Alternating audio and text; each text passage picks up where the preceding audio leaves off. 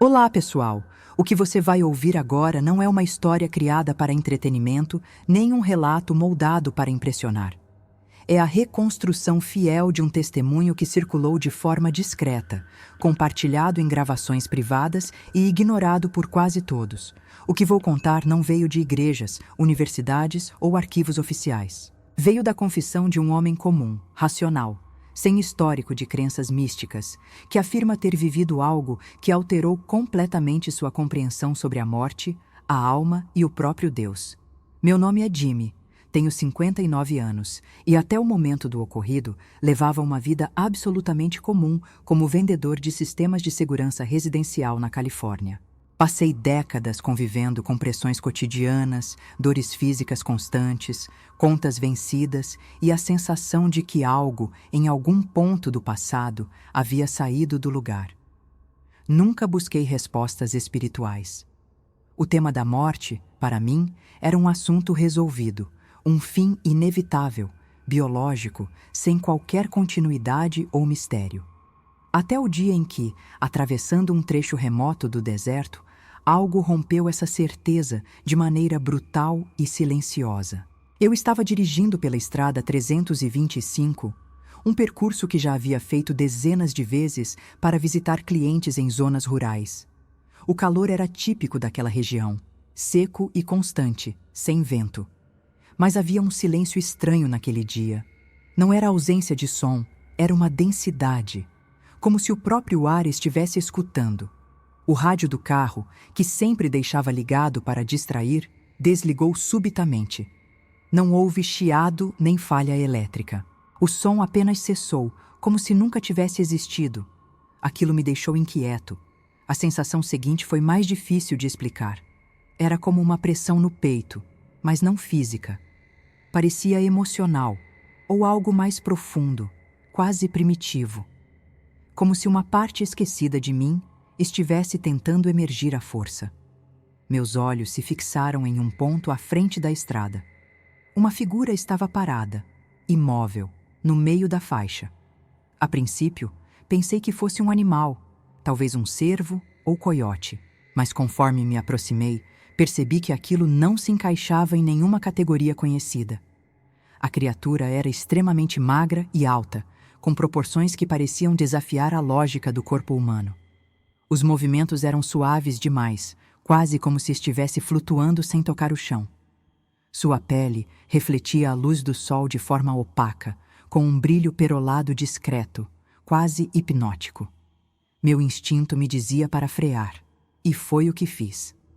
Parei o carro a poucos metros dele, esperando uma reação. Mas não houve ameaça.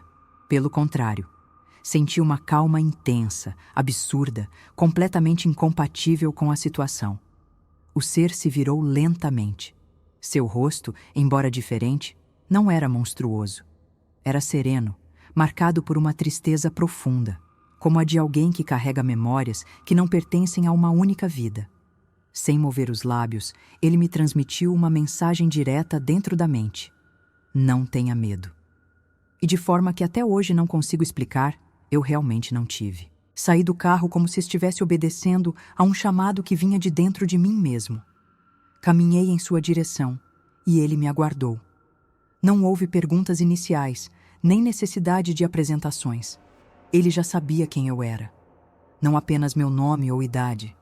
Sabia da dor que eu carregava, da frustração silenciosa com minha vida, da sensação constante de que algo em mim estava se esgotando. E então, olhando diretamente para mim com aqueles olhos sem íris, ele perguntou: "Você sente a aproximação da morte?" A pergunta não foi agressiva, era compassiva. E naquele momento, percebi que sim, eu sentia havia meses, embora jamais tivesse admitido em voz alta. Sempre achei que essa sensação era consequência da idade, do cansaço, do desgaste comum da existência. Mas havia algo diferente. Como um relógio interno diminuindo o ritmo. Um desligamento progressivo, não do corpo, mas da vida em si. Quando afirmei que sim, sentia isso, o ser assentiu levemente. Não com superioridade, mas com empatia. E então começou a me explicar algo que desmontou por completo a estrutura racional com a qual eu encarava a vida até aquele momento. Segundo ele, a morte não é uma falha do corpo, nem uma punição, nem o resultado de um tempo esgotado. É uma consequência direta do desalinhamento entre o corpo e a consciência. Quando ambos deixam de ressoar na mesma frequência, uma frequência invisível, mas real, o processo de transição começa. Essa transição, que nós chamamos de morte, é apenas uma passagem para uma etapa seguinte, necessária e natural, mas não definitiva. O corpo é um suporte, a consciência, a verdadeira essência. Continuei ouvindo em silêncio, sentindo que algo dentro de mim era reconfigurado sem esforço.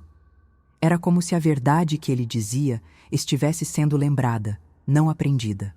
Caminhamos juntos para fora da estrada. O deserto se abria ao nosso redor, mas algo parecia diferente. As cores estavam menos nítidas, o horizonte levemente distorcido, como se eu estivesse vendo tudo através de uma película invisível. Foi então que percebi. Ele não deixava pegadas. Seus pés tocavam o chão, mas nada se imprimia na areia. Havia um campo ao nosso redor. Um campo sutil, mas perceptível, que alterava a percepção da realidade. As pedras pareciam mais lisas, os sons do deserto mais abafados, como se estivéssemos atravessando uma fronteira invisível. E dentro desse espaço, as palavras que ele dizia pareciam mais do que informações. Eram transmissões completas, que chegavam com imagens, sensações e até lembranças. E ali, naquele momento, ele começou a falar sobre o que acontece depois da morte. Ele disse que a consciência, ao se separar do corpo, retorna a um lugar que ele chamou de fonte, um espaço de origem onde todas as memórias são reorganizadas. Não há julgamento, nem recompensa, nem castigo. Há apenas ajuste. Traumas são dissolvidos, experiências são integradas, e uma nova etapa é preparada com base nas escolhas e aprendizados anteriores. Aquilo me causou um misto de espanto e alívio. Nunca havia pensado na morte como algo tão organizado, tão intencional. Perguntei então, quase sem perceber, quem havia criado esse ciclo. Ele olhou para mim por alguns segundos, como se ponderasse a melhor forma de responder. E então disse: aquilo que vocês chamam de Deus é a origem da consciência, mas o ciclo, essa estrutura de retorno e recomeço, foi desenvolvido por nós. Ele explicou que existem seres cujo papel é supervisionar esse processo, garantir que ele siga com equilíbrio e acompanhar a evolução das consciências ao longo de suas trajetórias. Esses seres não são deuses nem donos da verdade. São guardiões, zeladores de um sistema muito mais complexo do que qualquer crença humana conseguiu captar. Eles observam, ajustam e, em alguns casos, intervêm. Não por controle, mas por necessidade de equilíbrio. E foi nesse ponto, com a revelação dessa estrutura invisível, mas precisa, que minha antiga ideia de existência desabou. A vida não era aleatória. E a morte não era o fim. Era parte de algo maior, cuidadosamente desenhado. Ali, parado no meio do deserto, diante de uma criatura que não pisava no chão e falava diretamente à minha mente, compreendi que tudo o que eu achava saber sobre a morte era apenas uma fração, talvez a mais rasa, de uma realidade infinitamente mais ampla. E foi exatamente nesse ponto que entendi. Meu encontro estava apenas começando. Eu estava sendo preparado para algo ainda mais profundo, algo que colocaria em xeque não apenas minhas crenças, mas toda a história da humanidade. A presença dele me mantinha em um estado de atenção serena, como se a mente estivesse mais limpa, livre da ansiedade comum que costumava carregar em quase todo o pensamento. O calor do deserto parecia ter diminuído e o som do vento tinha desaparecido por completo. Havia uma pausa no tempo, como se aquela conversa ocorresse fora da linha natural dos acontecimentos. Ele me guiou por uma trilha quase imperceptível até um abrigo rudimentar feito de pedra e madeira, parcialmente coberto por vegetação seca. Era impossível dizer se aquele local havia sido construído por humanos ou se estava ali há muito mais tempo. Dentro do abrigo, o ar era fresco, mesmo sem ventilação. As paredes, apesar de simples, pareciam emanar uma vibração quase tátil, como se pulsassem devagar. Sentamo-nos no chão, frente a frente. O ser continuava transmitindo suas mensagens diretamente à minha mente, sem palavras audíveis. E então, ele me revelou algo ainda mais perturbador. Os sonhos humanos, tão frequentemente ignorados ou mal compreendidos, são, na verdade, acessos temporários a um campo coletivo de consciência. Não são apenas criações do cérebro, mas conexões com um rio compartilhado entre todas as mentes. Ele disse que esse campo é como uma memória viva, formada por fragmentos de pensamentos, emoções e experiências acumuladas de todas as consciências humanas.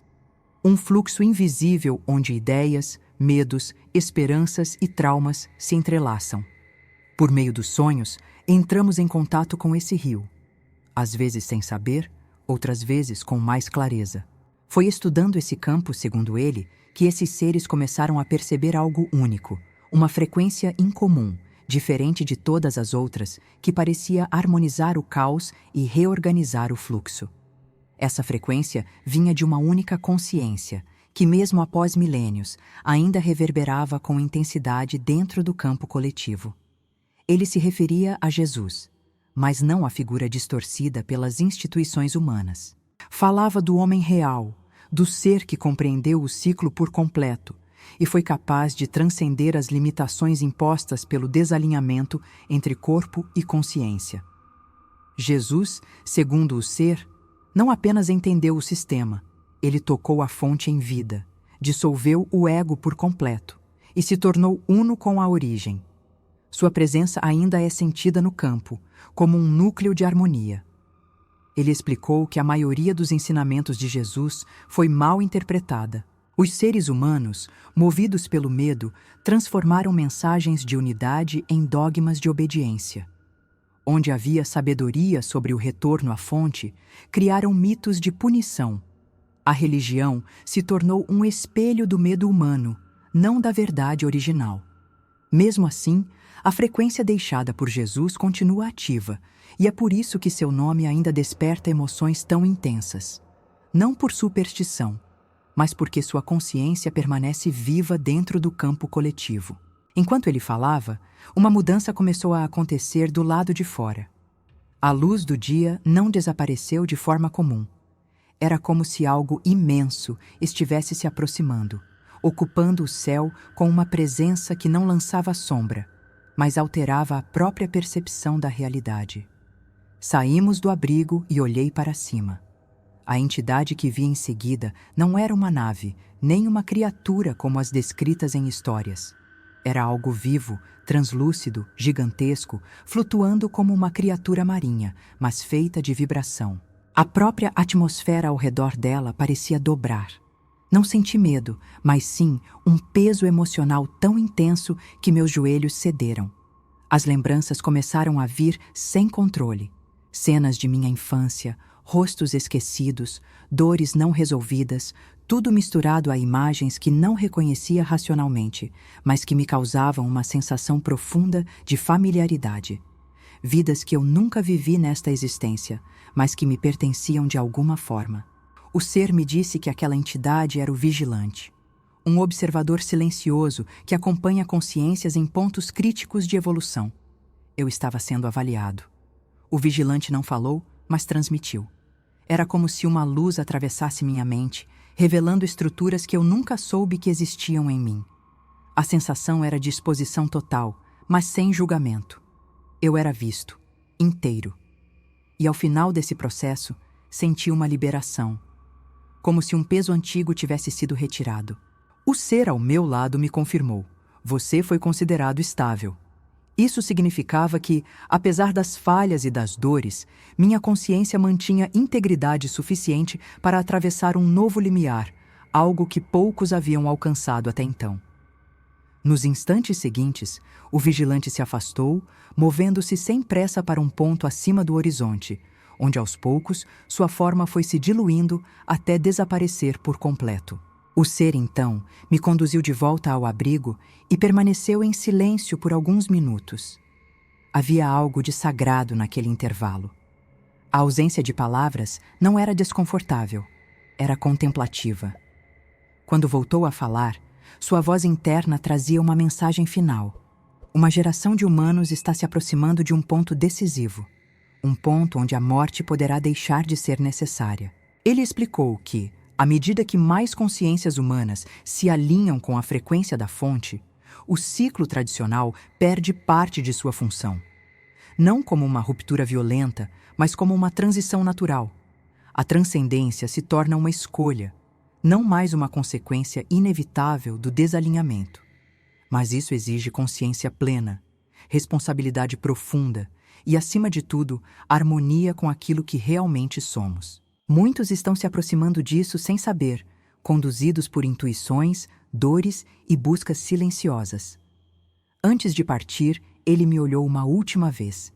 E dessa vez havia algo diferente em sua expressão.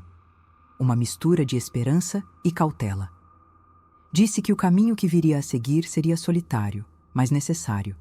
Que eu não deveria tentar convencer ninguém, nem provar o que vivi. Apenas viver de forma íntegra, pois isso já criaria novas ressonâncias no campo coletivo.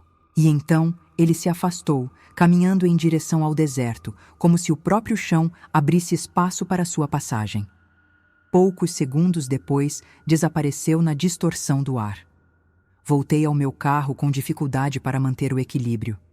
Não por fraqueza, mas pela intensidade do que havia experienciado. O rádio voltou a funcionar exatamente no ponto onde havia parado. O som da música parecia estranho, deslocado, como se pertencesse a um mundo que já não era mais o mesmo. Dirigi em silêncio até minha casa, sem dizer nada a ninguém por semanas. Apenas observando, lembrando, sentindo as mudanças internas que continuavam a acontecer. A morte, depois daquele dia, havia perdido o rosto escuro que sempre carregou. E a vida, pela primeira vez, me parecia real.